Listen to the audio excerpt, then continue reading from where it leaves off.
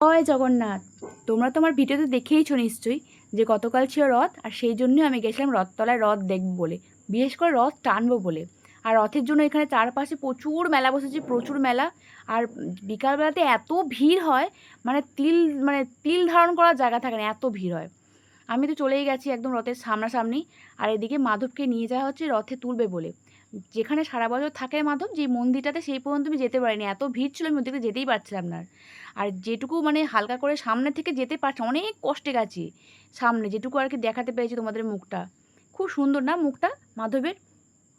এখন এই মাধবকে নিয়ে উপরে তোলা হবে, মানে ওই রথের আর কি 3 তলা একদম উপরে যে থাকটা, সেখানে তুলে হবে। তুলে আর কি রথের মধ্যে, এমনি মন্দিরে পুজো হয়ে গেছে, তারপর রথে উঠে আর একবার পুজো করবে, মানে যারা আর কি পুজো দেবে তাদেরকে পুজো করা হবে। মানে তা সেই পুজো নিয়ে আর কি পুজো তো করা হবে।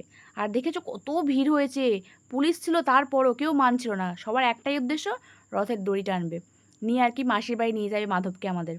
এদিকে চলছে পুজো দেওয়া, মানে যারা যারা আর কি পুজো দিচ্ছিল মাধবকে, সেখানে পুজো দেওয়া চলছে। সেটা হয়ে যাওয়ার সাথে সাথে শুরু হয়ে গেছে রথে দড়ি, মানে দড়ি টানা।